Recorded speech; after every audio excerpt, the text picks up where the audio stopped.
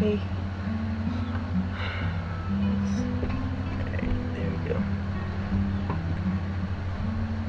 Hey guys, this is Callie.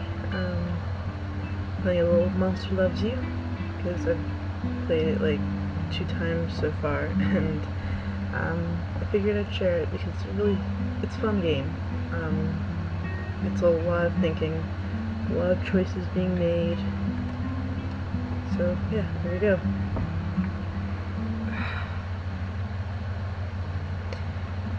Help me begin your story. How does it go again? Long ago, deep in the forest, monsters call the Whale Nest. That's right, long ago, nestled in the heart of the forest, the monster village of Omen. You are born from slime that holds the memory of monsters known for... let's see, I'll think... I'm gonna go actions and attitude.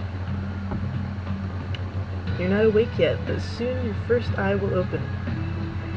Your simple dreams will give way to life itself. You dream of...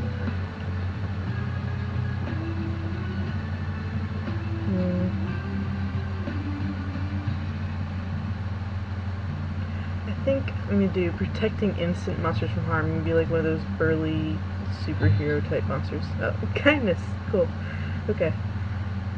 Your body is turning and twisting, growing solid in the middle of a great vat of green slime. It's time to be born. Here you go. You awaken in the searing season, when the sun shines strongly overhead. Onward. Your eyes open, your morsel just barely born. You float in the spawning vat. Dozens of other morsels are exploring, flailing, and stealing food from each other. Try to swim. What do you do? Another morsel swims towards you, opens its mouth to show its set of small, sharp teeth. It bites you.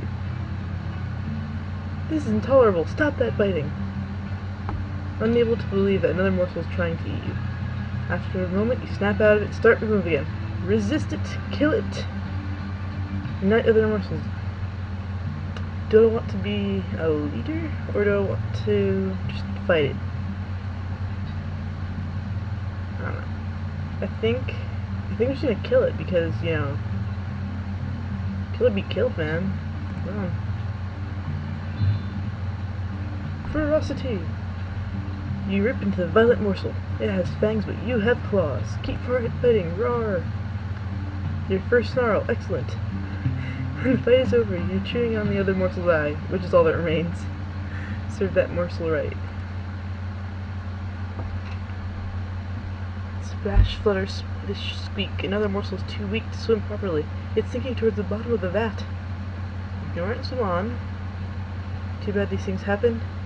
No, that's terrible. I'm sad. You feel a deep sense of injustice at the smaller morsel's impending demise. If only you could do something about it. Do something about it. You swim to the morsel, determined to act. Get up under and push it up. As you push it up, dead weight forces you down, your legs rest against the bottom. Oh god, keep pushing. Your feet are breaking up, oh my god. Still not giving up. I will do this. Morsel out of danger. Yes, okay. It's logical. The needs of the one monster are important. Your body dissolves as you push one last time. The other morsel breaks apart. Okay. The two dissolving morsels reach for each other. They come together a single massive morsel. You two are, and forever will be, one. So now 2 morsels put together. Well, okay. You've grown too big for the spawning vat. You must move to the next stage of life and become a monsterling. Got any advice? No, don't grow up. Got any advice? You're going to get into some trouble, which is great. Exercise your bravery, cleverness, ferocity, kindness, and honesty. What kind of monster will you be? Indeed. To the Brood Cave and adventure. Okay, looks like we need to get some cleverness and honesty in us. I have no idea which one to go for. They don't really explain what they are, you just kinda guess and go for it. See the question marks. Smark sits quietly by himself in the furthest, darkest corner of the cave. He's slumped and deflated, like a float pod missing half the gas inside. His eye brims with slimy tears. Ask him what's wrong. He looks down at his body, which isn't roly-poly or muscular like the other monsterlings. He's sort of strong and weak. Be straight up with him. You may be weak now, Smark, but that's going to change. Just a few more days and you can start changing. Like we all will. And then you can hunt. Okay, so I got a little more honesty. And kindness. Oh my god. 24 out of 100. Okay, adventure. It's just broken armor. The Elder Jaggery walks into the cave, rocking from foot to foot. He howls and slams into a wall, and then falls unmoving to the floor. Monsterlings scatter away from the still form.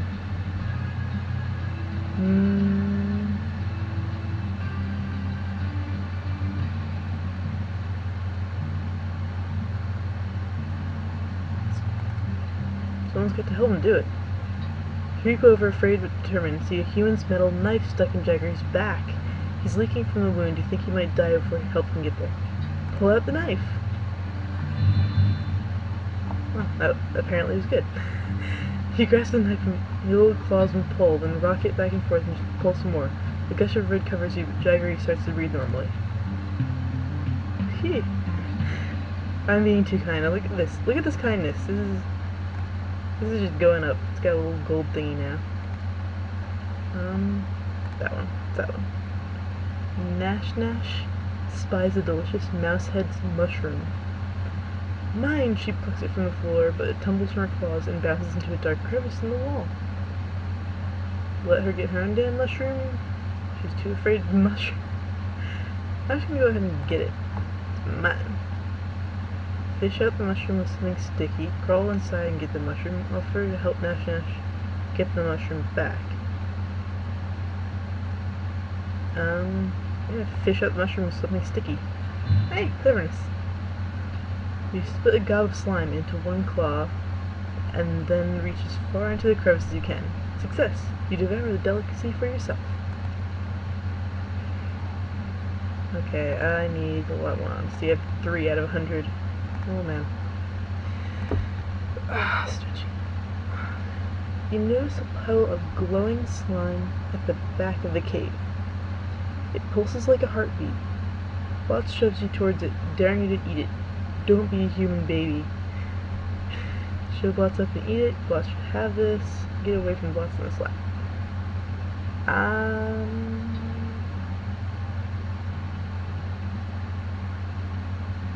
Shove Blots up and eat it. Very cool. It doesn't taste like normal slime, and it's dissolving everything else in your stomach. Oh man. You're halfway towards becoming an adolescent. Firm up your personality as much as you can.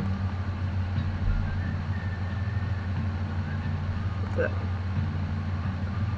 You, Nash Nash, and Bliss Tree are wrestling near a big clay jar. You knock the jar off its ledge and it breaks into 100 pieces. You catch Elder Marinus out of the corner of your eye.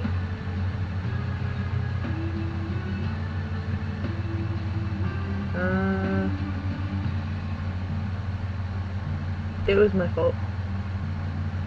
She looks at you expectantly, puffing at her body like a spiny fish. She looks poisonous. Take responsibility. Okay, good, I got honesty. And puffs, it's alright. It's a jar. These things happen. She pats you on the head. Yeah! Any more ferocity in here? Let's go that one? What's this one? You're chatting to Godclaws in the Bliss Tree when a foul stench wafts in. Monsterlings all over the cave are shivering and holding their noses. Heck, what is it? It's Blots. Godclaws says someone's gotta tell him. He stinks, but not the way monsters should.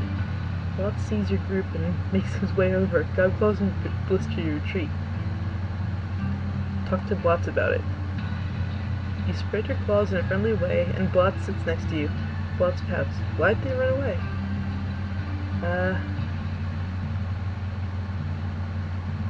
Tell a small lie, he's fragile. You tell him they must think he's someone else, and the dirt on his head looks a little like demon mouth. You lead him to the pool and he'll wash off. Spider. Something is scurrying along the walls and ceiling and the floor. Spiders as big and round plates. They're swimming to the cave. You can't tell if they're friend or foe. Between them and the other monsters. It stops and bows. Okay. Bow to the spider. Courteous spider spreads its forelegs haplessly. Okay. So sorry to be a bother. We're a little lost. Can you help us get back to the whale nest? Sure. Oh, goodness. I'm trying to get my ferocity. I'm just doing the wrong things. You tell the lead spider, go out that way, then turn left, then just stay on the street until there isn't a street anymore. The spiders all thank you as they depart. Adventure. Mark falls from a high ledge. He falls all the time. But wait, what's that? It's a bat trying to gnaw pieces out of him. Tackle the bat. You tackle the huge bat with all your strength. It crumples like a paper and sticks, crushed by a solid impact. You and Mark share the tasty bat carcass.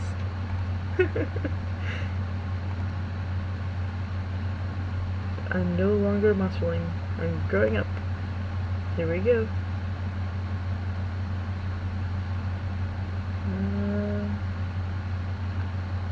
I guess I'm going. Keep going.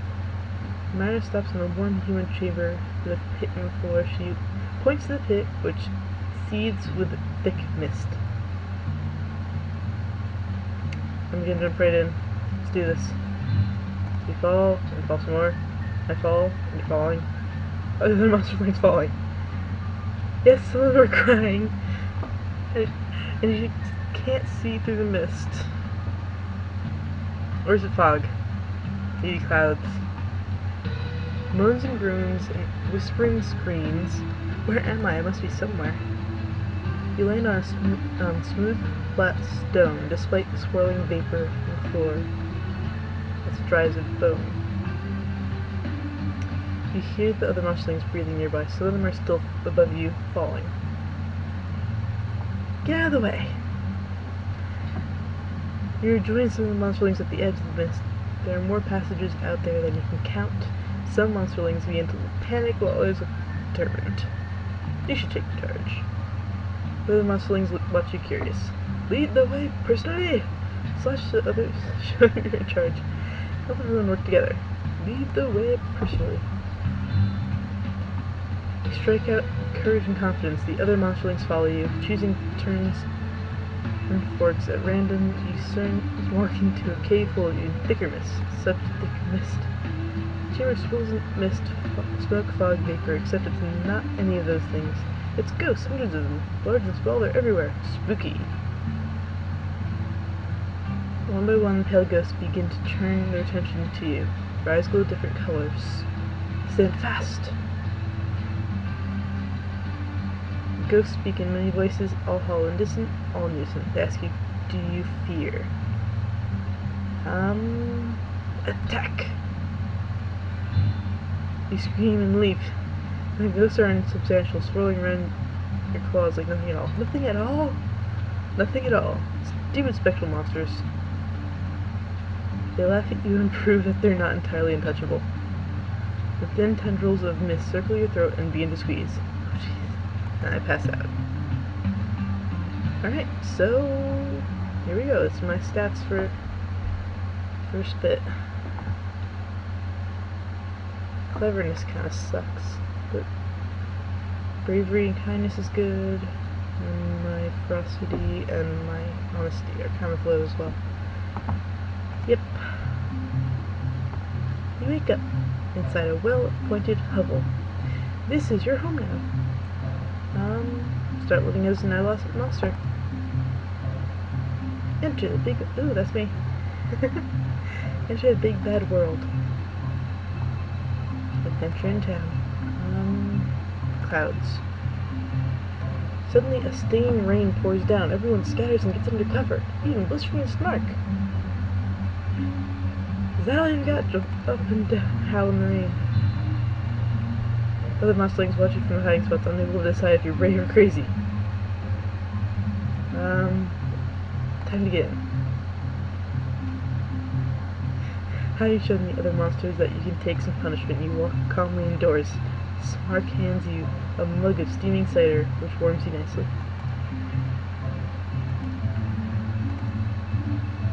Oh boy, Smark set up a human chess set. You sit down to play. You don't know the rules, but a smart monster like you should be able to figure something out. Play. Smark picks 16 short pieces, and you get 16 ones with different shapes. He makes one of his short guys kick over your horsey.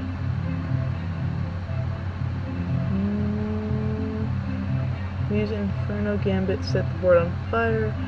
Dragon Defense, blow Smark's pieces off the board. Feet of Clay, glue Smark's pieces to the board. Avalanche Attack, kick over the...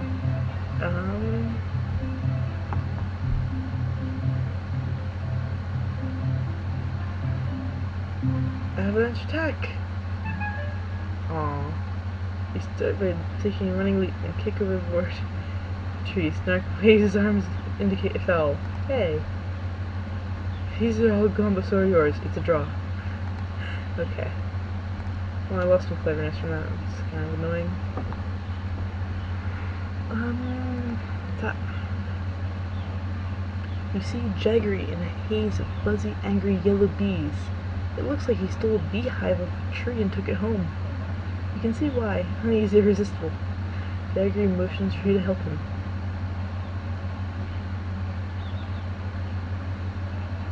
Size up the situation. Bees can't kill you, but they can sure make you know you've been in a fight. All those stingers, each one with a little venom in it. Okay. Help him out. Just sitting there thinking about it, you get stung twice. The bees are getting angry and angry. Jaggery frowns and asks, what do we do? Put the hive near a smokehouse. Oh yeah, cleverness. It worked. All the bees fall asleep and you get double clawful, staying here free, honey.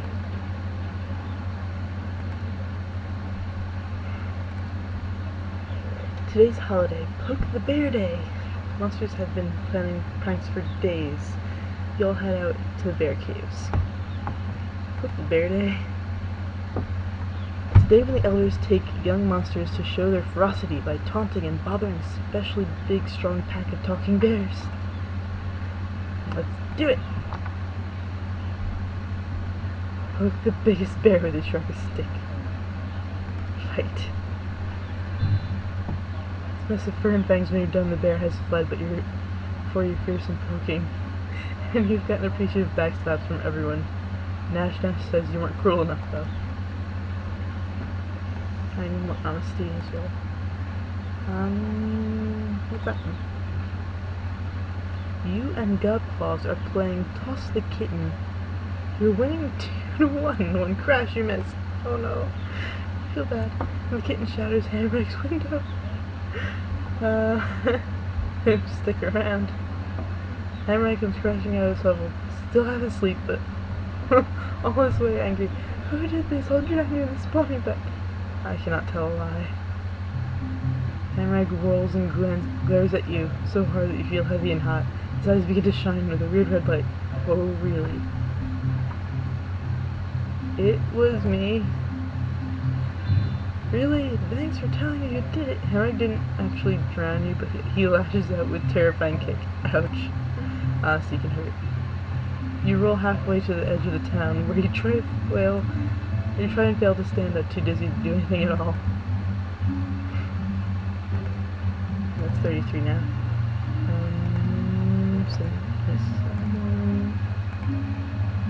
26, 84, and 66. Okay. That one.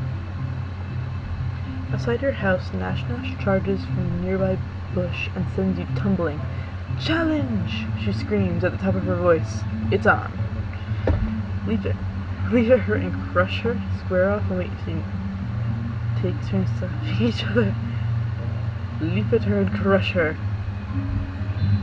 Splat, flattened on your bottom. Nash would miss defeat. She was always weak to attack from above. 42, okay. 2 days left. Let's see if I can get some honesty and cleverness. Small crowd gathers in the square. Prudence and Gritmitten are in some kind of argument. Go see what they're arguing about. Nash whispers to you. Gritmitten says he saw a human wearing a coat made from a monster's hide. What? Prudence said she saw it too, but it was just a costume. You watch the elders discuss the situation calmly and quietly, with only a little clawing and spitting.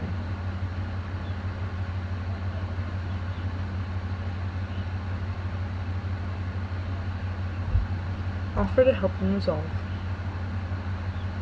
You step forward ready to help. The elder monsters don't even seem to notice you're there. Their attention is on the problem, not the younger monsters in the street. The debate rises to shouting and rock throwing a few times. It's mostly civil. Prudence keeps shaking her head and smiling, as though Gritmitten is a fool or a monsterling. And that makes Gritmitten's temper flare like lightning. Investigate further. Gritmitten keeps insisting that humans have made clothing out of monsters, and Prudence keeps insisting that Gritmitten is mistaken. Neither one shows any sign of backing down. The other elders wander away. Perhaps now the arguers would listen to you.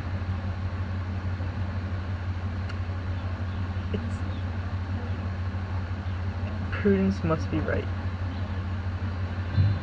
She waves her claws in the air and says, "See, I'm always right. Humans wear clothes all the time. This fool thinks some animals hide from one of us. Some slimy animal, perhaps, like a big furry snail."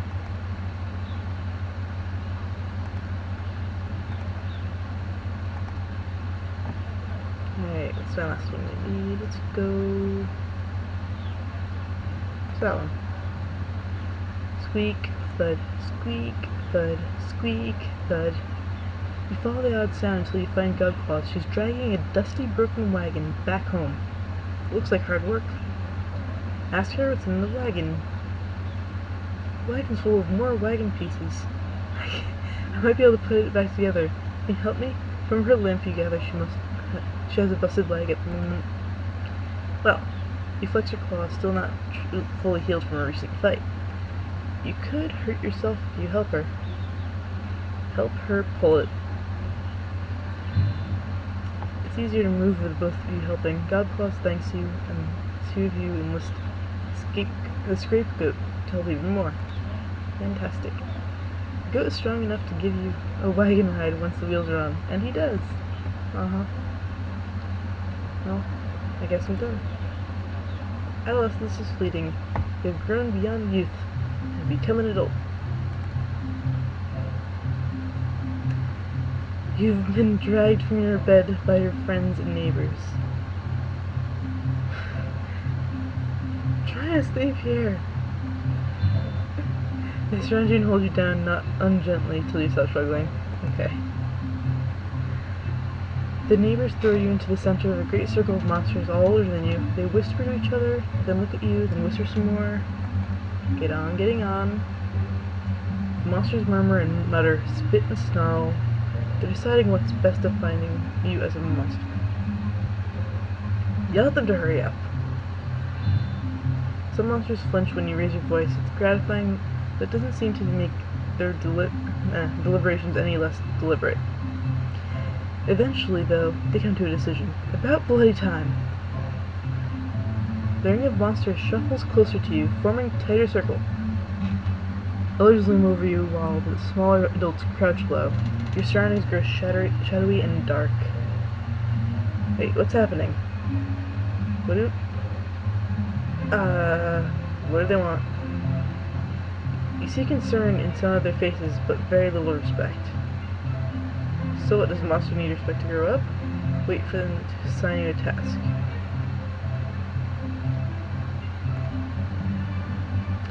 It is immediately clear to the crowd that you are very kind for a monster. So nice of them to think so. You are sent to the goat pit to groom a scapegoat. It's hard to say. The goat is unusually unruly and angry today. Make the goat submit to your hygienic practices. Let the goat freak out, then calmly groom it. Requires kindness. Oh, it's a roll. Huh. You let the scapegoat butt you with its horns until it's tired, then you use its claws to clippers. Give it a nice trim and pick off some tasty parasites. The crowd is impressed.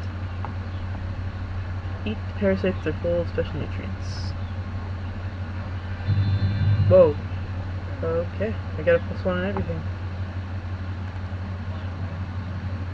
Alright, so we got 85, 42, 49, 34, 82, and 1. Okay. Here we go. You're an adult now. Your physical body will not change until you die, though you may grow larger and stronger over time.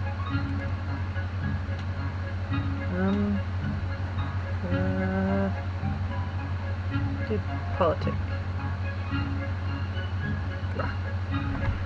You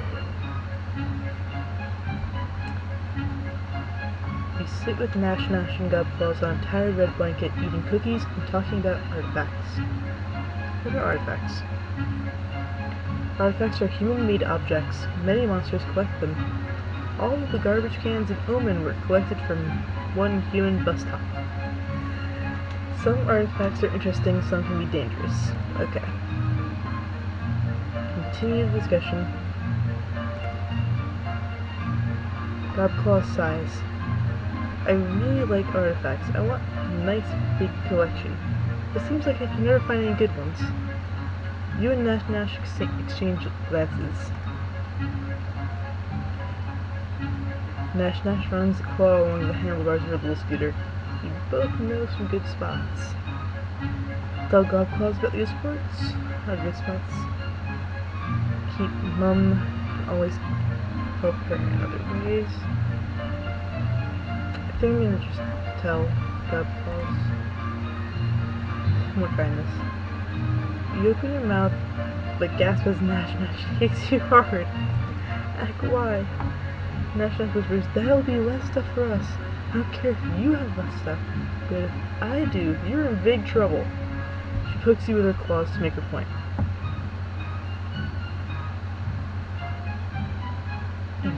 Tell her anyway. Gobclaws clicks her pincers happily as she does the little dance of thanks and scuttles off to the woods to check out the places you described.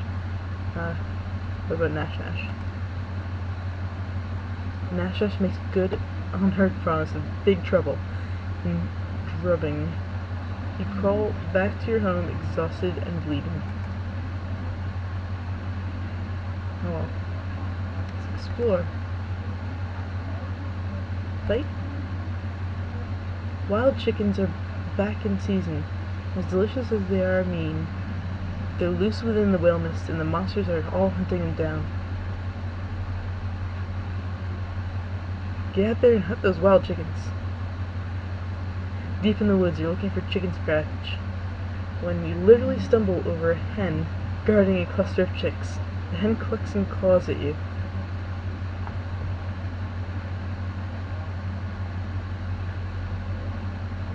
Fight the hen. Though the clucking makes your blood turn cold, you seize the great hen and fight until you're both a mess of feathers and blood. But victory is savory. Nash chews so hard that two chickens she hasn't killed yet escape her grasp. Okay, I've got 3 big coins in that one, 3 big coins in that one, 2 big coins in that one. I need to get some cleverness. Honestly, I don't know how to get those up. Let's try snake? What's that one? You take the lead on the hunt to the whale mist, but you've become separated from the group.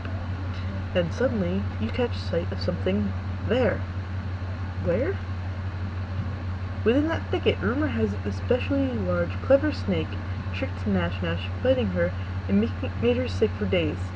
And it's right there, waiting, watching.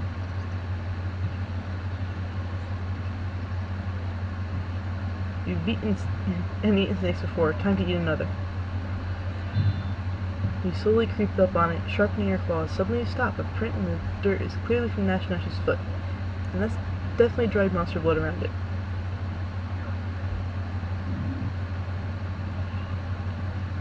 Lure the crafty serpent. You perch on a branch above a crude snare and beat 2 rocks together to attract snake's attention. This goes on for some time. Keep beating those rocks. Suddenly the snake drops from a branch above you. You struggle, but it's too late. It crushes you with its terrible strength, everything getting dark.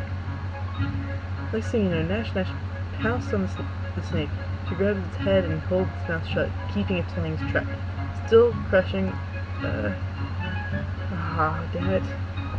Nash bites the snake's head off and swallows it. You gasp as the coils loosen. Nash is carried through Omen by a group of cheering monsters, while you are left to recover on your own.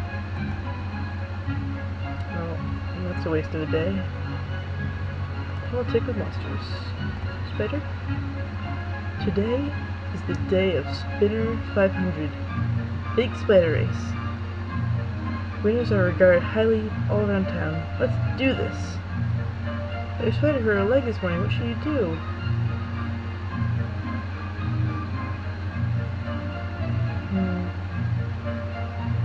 It's a noble race. Watch with your spider. Honesty. Okay, good. With a tear and a smile, you and your spider watch from the stands. The spider sucks the butter out of a piece of popcorn and gives you 4 tiny thumbs up at once. Okay. She rubs her healing leg and says, "Next year's the year. The bird doesn't eat me."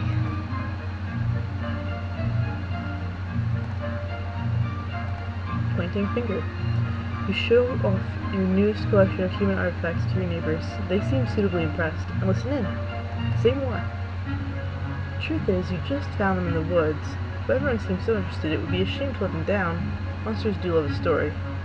So you could stretch the truth.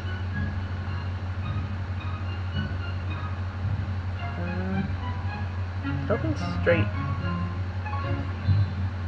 By the time you're halfway done the tale, your peaceful walk back to Omen with the artifacts handbag is asleep and everyone else has gone home. At least you were true to yourself.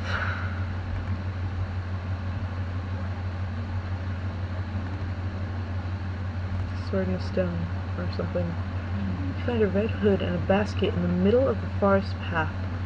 A human house is nearby. Funny, you never noticed it before. There's a white picket fence out front. Circle the pretty little house.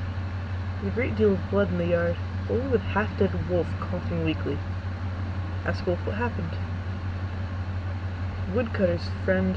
You can't trust them. Beware of their axes, even worse than knives. The wolf finishes dying. Bow your head in respect. Take and eat the wolf carcass. Yeah, I'm a monster. You haul the strangely heavy carcass back home. An elder points out some gash down where the wolf's belly is and says it was good work. I bet it was someone else who cut the wolf open. The elder is impressed with your honesty and says so. You open the gash and find some stones inside the wolf. How odd.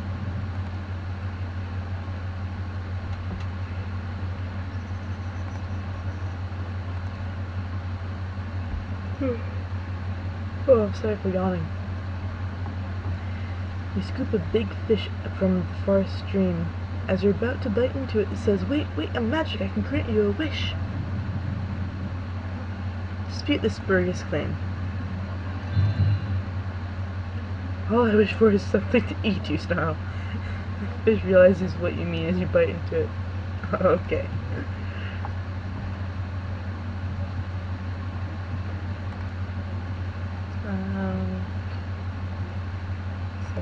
That one. So it's time for Politic with Monsters. It's this one. You find Box hitting a dented alarm clock. Why have bells that don't ring? Is this some kind of riddle? Before he can answer, he throws the clock over his shoulder and glares at it. Take it for your home. Try to fix it. You pick the clock and examine it with care. It's so complicated, more complicated than anything a monster has ever made. And that includes monsterlings. Wheels and cogs and gears and levers and slides and all kinds of things. This is too hard, just take a stick and your Hubble's decoration, keep poking at the clock. Keep poking at the clock. Even though it's so complicated that you might get your claws caught inside it, or get a spring to the eye, or accidentally hurt your blocks. Hurt blocks on purpose for that matter. Let's go for it. You turn the key around, make a clicking sound, then the bells go ding. Not bad. It's getting harder to turn though. Stop while you're ahead. The clock ticks and talks, and you're pretty sure it's actually keeping time. If only you knew what the little arms and the hands meant. Well, in any case, lots goes around showing everyone how you fix that artifact. That one's good.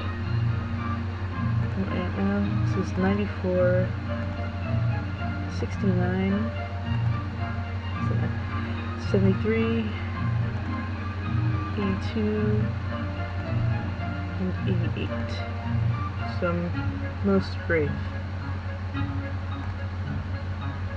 What's that? A flock of geese are in the square. No honk, one can talk. Honk above the din. Honk. Nesh Nesh screams. Last one driving away is a loser. And she's on that human scooter she found.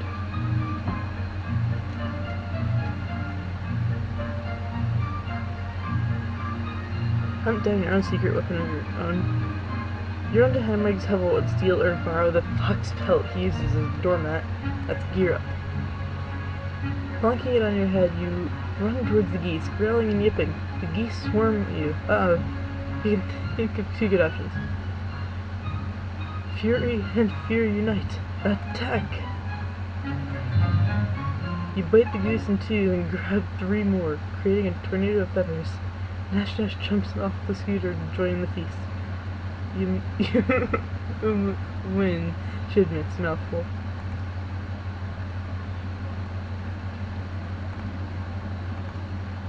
I need to get that up.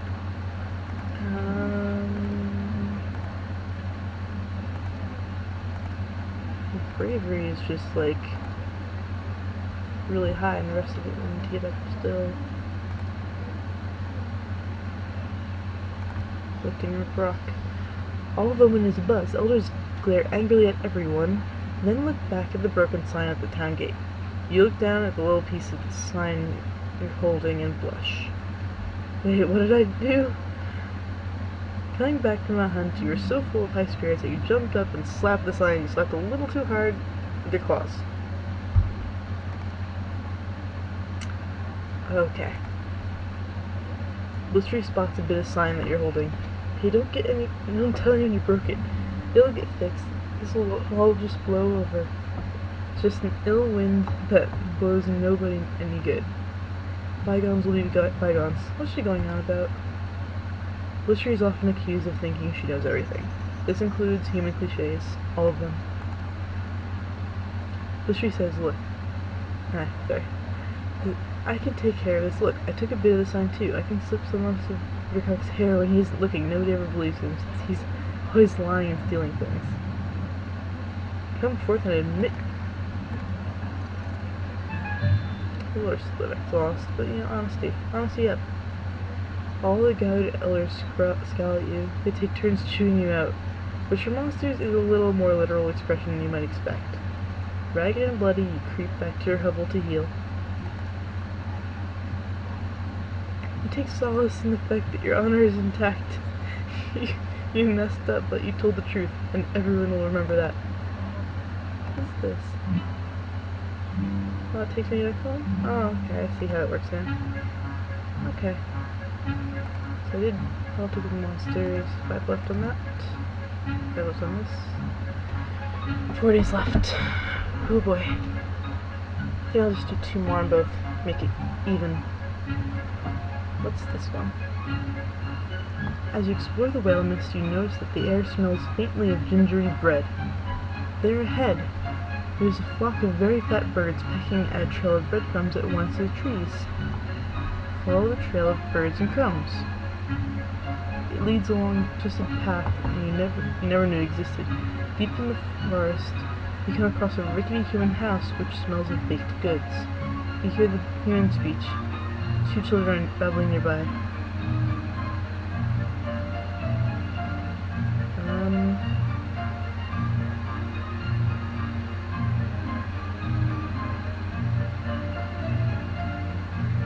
the children?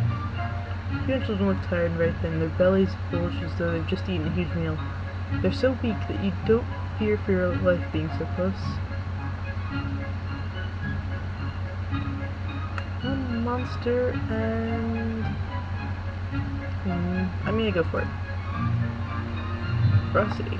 Children emerge from the house as it begins to burn. The girl looks back on the older human and starts to scream inside, and you make your move. The boy is too slow and tired to respond, but yeah, so delicious. So very good, such a rare treat. The girl turns back as her mother's hand slips out of hers. She sees you, she blinks, not sure whether you're real or not.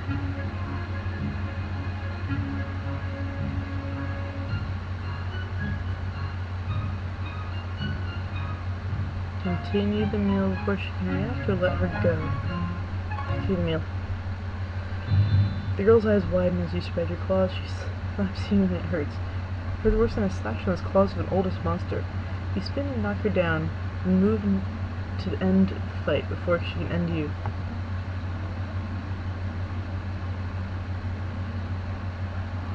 Take home some of your meal to share, or leave nothing behind but memories. Leave nothing behind but memories. You seem to dab at your mouth with a scrap of torn shirt, completely sated. You waddle home where nobody believes your claim about defeating 2 humans. What a fun day. Politic. Snake 1. Snake moon is rising in the sky, and it's time to gather snakes for the ritual. Snake moon? Sometimes full moons have shadows on it, and that's got to mean something. Monsters celebrate the shadows with snake soup. Set out to gather snakes, because I don't want to let them all do work. You wander out the fields near the whale nest. It's easy to catch snakes, but every time you reach for another one, some of them squirm out of your grasp. Most of their snakes are getting away.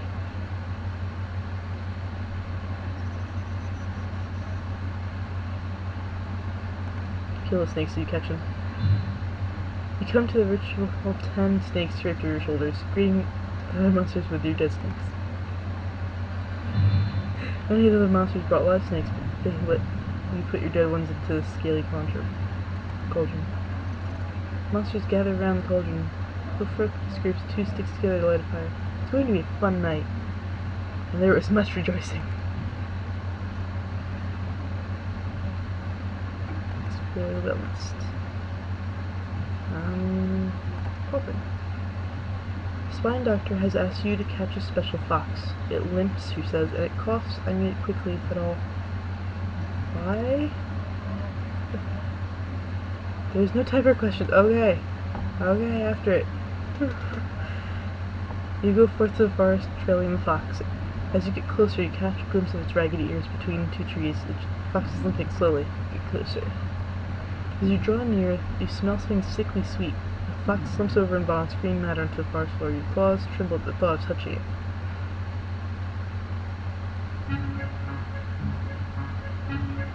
Pursue the fox to the ends of the forest and beyond. The fox sickness can't harm a monster. The fox tries to scare you off at the last moment by throwing up again, but you snatch it up in your claws. Return to Omen and present the plague fox to the spine doctor. The doctor accepts the fox with delight. She nods to several patients waiting to see her. You see, friends, this one shows promise. Watch what she does with the fox. The spine doctor squeezes the fox, forcing it to throw up into a row of rat cages. She says, now I can use the rats to make medicine, so we can cure animals we care about. Okay. Oh wow, that's 100. That's at 100. That's at 100. This is at 88 still, and this one is at 78. Alright. So if I can do some kindness or cleverness here. That one. It's the scream along, sing along. Everyone's screaming. Loudest monster wins. Scream, sing. You're totally going to break some windows and eardrums. But why are all these monsters here? Your singing has been known to hurt their little ears.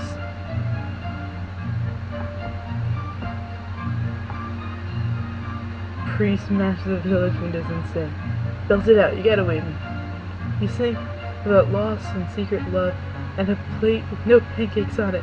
Your song is so sad and strong that the other monsters sense that you're holding them back. The monsterlings, on the other hand, are terrified. Sing proudly, but rein it in.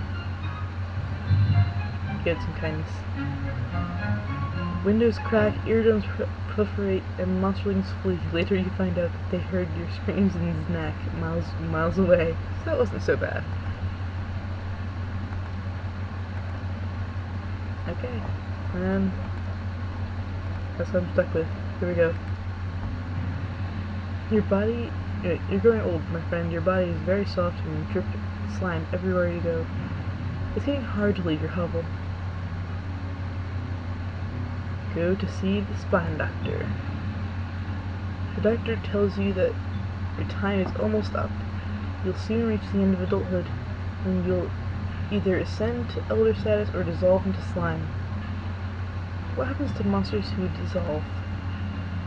Their bodies melt to the spine of that, where their memories will nourish the minds of the new generations of morsels. What happens to monsters who ascend? Those who manage to ascend become elders and live on to steer the fate of monster kind. Can a doctor do something to stop the process? There is a treatment that might prevent your dissolution. The treatment involves an extract taken from the tentacle ferns that grow in the whale nest. You know what? I'll face his head on. You return to your hovel. The doctor bids you good luck as you depart. About that time. A group of elders is waiting at the door of your hovel. They've seen your drippings. They know it's time for you to dissolve or ascend. There you go. The elders of Omen surround you at the spawning vat. They've built a fire beneath a small cauldron. Your body is squishy and damp. Examine it, be tested, dissolve. Chance to run. Examine it. The rusty iron cauldron smells like electrical fluid and herbs from the whale mist. It's empty now, but soon will hold blood and slime from many monsters. Be tested. Here we go. A masked elder comes forward. She says, "It's time to decide." All the elders growl and stomp. The masked elder claws herself. 3 drops of liquid spatter against the hot bottom of the empty cauldron. Thick vapor rises into the air.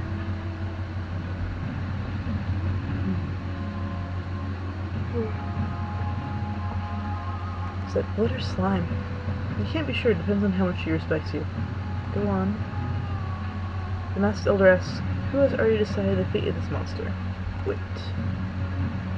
None of the other monsters come forward. They don't respect you very much.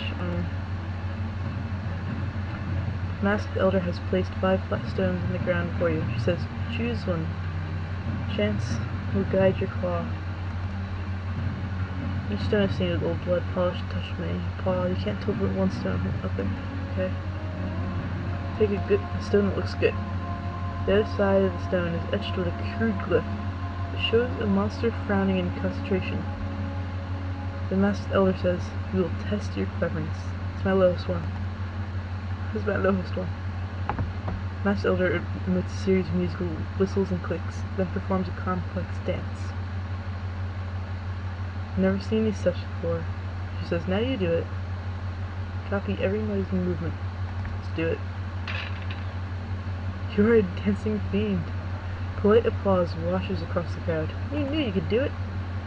Several monsters howl their approval and step forward, adding more fluid to the iron cauldron. Choose the next stone. The other side of the stone is etched with a crude glyph. It shows the one monster kneeling beside another injured monster. The masked elder says, "We will test your kindness." Good for me, it's so high. A huge elder carries another monster closer to the cauldron, and the other monster is half melted and hard to recognize. It's Nash Nash, or what's left of her. She's begun to dissolve. like you, and her condition is far advanced. What's gonna happen? Masked Elder says, "We have decided that Nash Nash is too violent. There is a place for pure ferocity in our world, but it must be tempered with other qualities." Regard Nash Nash's increasingly gelatinous body.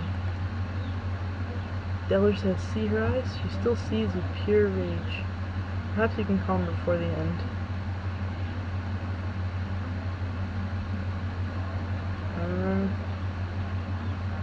Counsel the dying Nash Nash. Nash Nash growls and lashes out at you. Your claws might be weak, but hers are only part of her that are still strong. You bleed, ignore the pain, and speak soothing words to Nash Nash.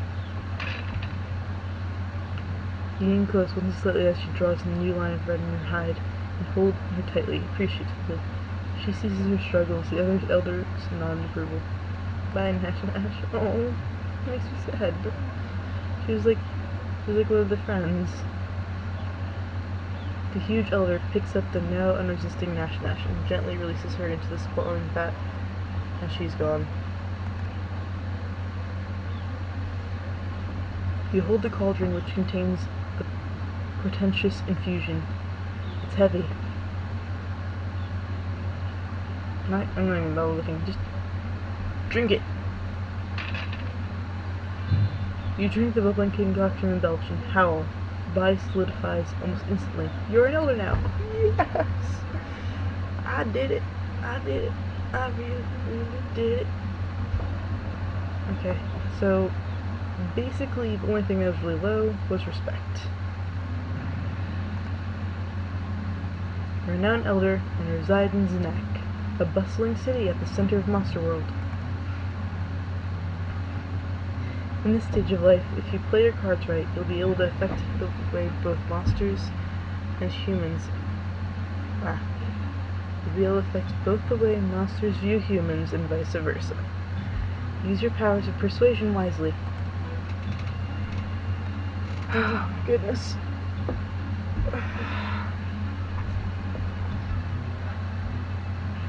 14 days.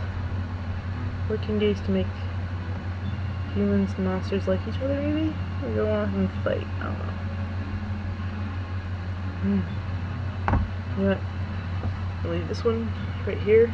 Sorry, at 52 minutes. So, 53. So, that'll be saved for another time. Thanks for watching, guys, and bye.